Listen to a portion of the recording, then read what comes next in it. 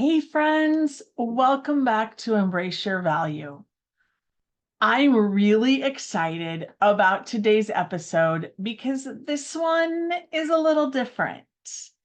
If you've been listening to the podcast for a while, you've probably noticed something already. It's just me. And before anyone panics, let me just say this right away. Kristen is absolutely still here, still part of the podcast, still our amazing trauma therapist that we all know and love. Nothing is changing there. Actually, this summer series is happening completely with her blessing and support. Kristen and I were talking and we realized something really important. Kristen's work is deeply rooted locally through therapy and the incredible work she does with clients in person. While my coaching has started reaching women in so many different places, different states, different countries, different seasons of life. And I've been feeling this pull for a while now to speak more directly to the women who are quietly carrying too much. The women who look functional on the outside, but feel emotionally exhausted underneath it all. Women who are the dependable one, the fixer, the caretaker, the one everyone calls, the one who says, it's fine, while slowly disappearing inside their own life. So for the summer, I decided to do something special. You'll still get your weekly episodes with both of us, but now you're also going to get a second weekly episode from just me as part of the summer series called Unlearning the Good Girl. I think this might end up being one of the most honest and amazing things I've ever done. Because here's what I've realized in my coaching work over and over again. So many women don't actually know who they are underneath all of the roles that they've spent years performing. We learned how to be good, helpful, pleasant, easy, needed, responsible. We learned how to anticipate everyone else's emotions, how to over-explain, how to avoid disappointing people, how to keep the peace, how to carry the emotional weight that was never ours in the first place. And after enough years of doing that, something starts to happen. We stop checking in with ourselves. We don't know what we want anymore. We second guess every decision.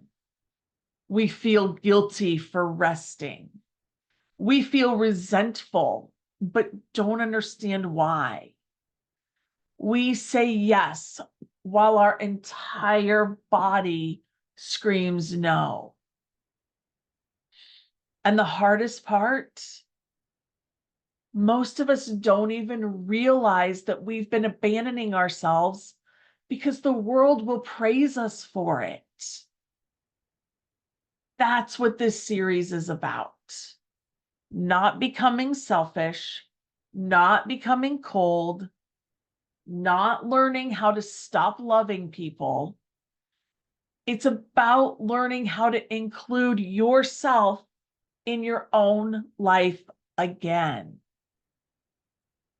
There's a great story that a coach friend of mine actually tells. It's her story, but it's a great place. So Kimberly Quinn, I'm shouting this out to you. Thank you for sharing it with me because it's going to show you how this works.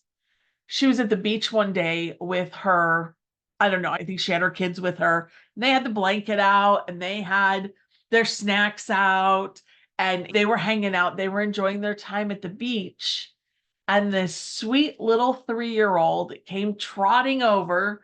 This is kind of how Kimberly explains it, sandy feet and all. And She takes her grubby little hands and just digs into the bag of goldfish and pulls out a handful. She didn't ask. She just knew that those goldfish were hers because she knew her worth and her value. And that might seem easy. It's easy at that age. We didn't know any better. You're right. We didn't, because we didn't have the conditioning. We weren't told to be the good girl when we needed something else. We weren't told we had to help that person when really we needed rest. We wanted to do something ourselves and we got told we couldn't do it. We had to go help with this thing. That's our conditioning. But this sweet little 3-year-old with her sandy hands and grubby fingers, she didn't have any conditioning. Now, I'm sure there's more to that story, and I'm sure her mom was horrified and there was the whole thing. But the point is, we want to get back to that unconditioned version of ourselves that can ask for what we need, that can stand up for who we are, that gets to where we want to be. This is how you start including yourself back into your own life. This starts to rebuild self-trust, learning boundaries that are compassionate instead of punishing, understanding why guilt shows up the moment you finally choose yourself, and learning the difference between supporting people and carrying them, enabling them, not letting them learn their lessons. We're going to talk about resentment, burnout, emotional exhaustion, people pleasing, visibility, voice, worth, overthinking, decision fatigue. We're going to talk about all those things and so much more. And we talk about all those things already on the podcast. We're just going to bring a deeper light into them. We're also going to talk about the hidden grief of becoming the woman everybody else needed while losing connection with yourself in the process. Because there is grief in there. As you grow, you're going to grieve this version of you that you didn't really even like, but she was yours for a long time. You're going to grieve that too. And we're going to talk about what healing actually looks like in real life, not the perfect Instagram version, the real version, the version where you pause automatically before you say yes. The version where you stop apologizing for needing rest. The version where you start trusting your own voice a little bit more. And the version where you realize someone else is being disappointed, and that doesn't automatically mean that you did something wrong. We're going to teach you how to let them own their own disappointment. They get to learn how to manage their own emotions. That's the work. And honestly, this series is very personal for me too, because I know what it feels like to be the dependable one.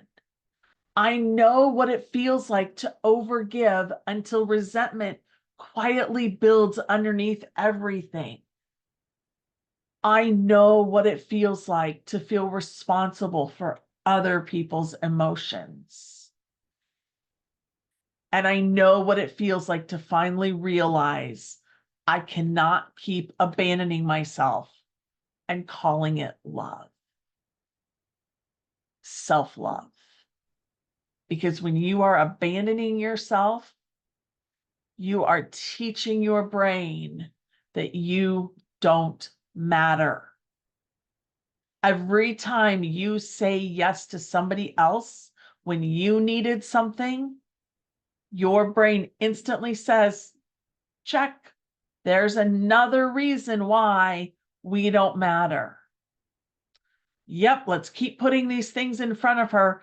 Keep making sure she knows that everyone else is more important than her. It's that simple, and it's that hard. It's both. Learning all of this has changed my life, and I want it to change yours too, because it is now the foundation of the work I do with women every single day. So if you're listening and something inside of you already feels seen, welcome. I'm glad you're here.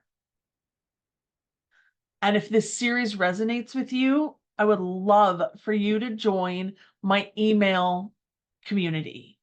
It's called Pep Talks with Jen Anderson. It's positively encouraging people. And you can sign right up on my website at www.thankfulheartscoaching.com. Little pop-up will pop up, and you just put in your name and your email, and you're in. Every Wednesday, you will get a pep talk from me. And once a month, you will get a weekly challenge. I will let you know about things that are going on. But those are the two main things where you get real, consistent value from me. So look for those. And if today's episode made you think of another woman who spent her whole life carrying too much, send this to her. Because I have a feeling that there are a lot of women out there who are ready to stop disappearing inside the role of being good. Thank you for being here with me on this episode of Unlearning the Good Girl. Cannot wait for these conversations this summer. And until next time, pause for a moment and ask yourself, what would choosing me look like?